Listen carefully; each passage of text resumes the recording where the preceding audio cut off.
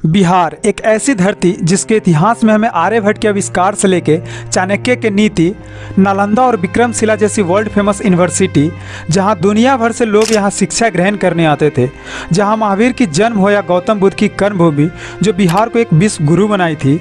लेकिन जब हम इस इतिहास से बाहर निकल के आज के बिहार को देखते हैं तो हमें क्या नजर आता है? गरीबी, भ्रष्टाचार और गुंडाराज। यहाँ तक कि बिहार की इमेज इस हद तक गिर चुकी है कि बिहार के लोगों के लिए बिहारी शब्द ही एक गाली बन चुकी है।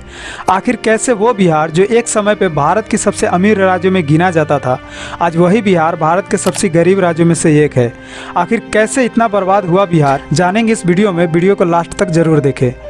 आज के बिहार के इस हालत का मेन कारण है कि बिहार में किसी भी तरह का बड़ी इंडस्ट्री का न होना, और इन सब को लेकर बिहार के मुख्यमंत्री नीतीश कुमार का ये कहना है कि बिहार एक लैंडलॉक एरिया है जहां पोर्ट की सुविधा न होने के कारण कोई भी बड़ी कंपनी इस राज्य से दूर भागती है।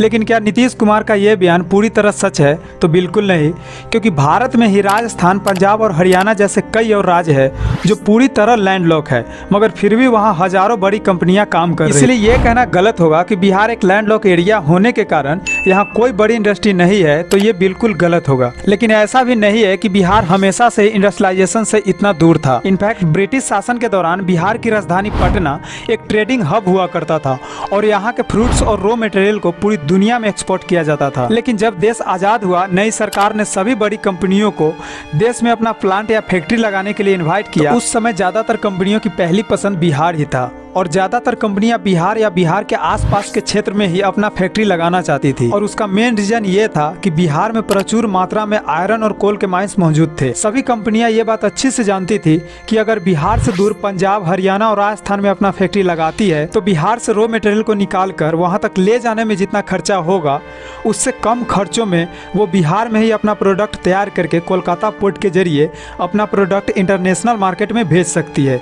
लेकिन यह बात उस समय के प्रधानमंत्री जवाहरलाल नेहरू को बिल्कुल अच्छी नहीं लगी, क्योंकि उनके अनुसार भारत के हर राज्य में मिनरल्स तो मौजूद नहीं होगा और कंपनियां अपना फैक्ट्री वहीं लगाएगी जहां मिनरल्स मौजूद हो। तो ऐसे में वह राज्य जहां मिनरल्स नहीं है उसका कभी विकास नहीं होगा। और इसी बात को लेकर साल 1952 में एक नया पॉलिसी को इंट्रोड्यूस किया गया जिसका नाम था द फ्रेट इक्वलाइजेशन पॉलिसी। और इस पॉलिसी को आने के बाद अब पूरे भारत भर में कोई भी कंपनी कहीं भी फैक्ट्री लगा सकती थी, क्योंकि बिहार से रॉ मटेरियल को निकाल कर फैक्ट्री तक ले जाने में जितना खर्चा होगा उस पे सरकार सब्सिडी देगी। जिसके बाद सभी कंपनियां बिहार छोड़ के समुद्र किनारे वाले राज्य में अपना फैक्ट्री लगाने लगी, क्योंकि अब ट्रांसपोर्टेशन कॉस्ट बिल्कुल जीरो हो गया था। समुद्र के किनारे फैक्ट्री लगाने से कंपनियों को बहुत बचत होने लगी, क्योंकि अब वो डायरेक्ट पोर्ट के जरिए अपना प्रोडक्ट इंटरनेशनल मार्केट में भेज सकते थे। इसलिए आज आप देखेंगे कि जितने भी समुद्र किनारे वाले स्टेट है, जैसे कि महाराष्ट्र, गुजरात, केरल और तमिलनाडु, ये सारा का सारा डेवलप स्टेट है।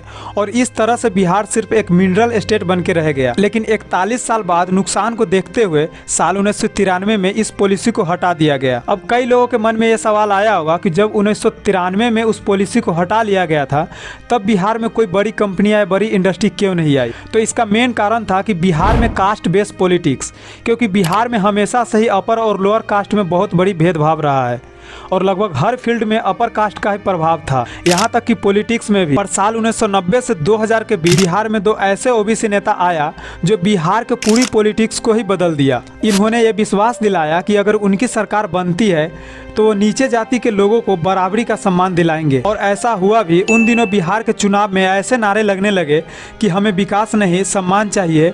और इस कास्ट बेस्ड पॉलिटिक्स में बिहार के लोगों पर इतना असर हुआ कि बिहार के चुनाव में नेताजी के काम के बजाय उनके नाम पर वोट मिलने लगे। और इसी सम्मान पाने की चाहत में ना कभी जनता ने विकास की मांग की और ना ही कोई नेता ने बिहार में डेवलपमेंट करने की सोची। लेकिन इन सब के बीच बिहार में अभी भी कुछ छोटी मोटी कंपनियां थी जो अपना काम आगे बढ़ा रही थी। मगर साल 2002 में बिहार को फिर एक बड़ा झटका लगा जब बिहार के दो भागों में बांटा गया और नए राज्य झारखंड बनाया गया, क्योंकि जितने भी मिनरल्स और बड़ी बड़ी कंपनियां थी वो सारा का सारा झारखंड में चली गई। और अब बिहार में इंडस्ट्री के नाम पर कुछ गिने चुने ही कंपनियां बच गई थी। एक समय ऐसा भी था जब बिहार को इंडिया के एग्रीकल्चर पावर हाउस कहा जाता था, क्योंकि साल 1960 तक बिहार के 28 चीनी मिल पूरे देश के 40% चीनी अकेला ही प्रोड्यूस करता था। मगर वो भी भ्रष्टाचार और खराब अर्थव्यवस्था के कारण 28 में से 17 चीनी मिल को बंद कर दिया गया और बाकी बचा 11 चीनी मिल में से 10 का तो प्राइवेट कंपनियों का कंट्रोल हो गया।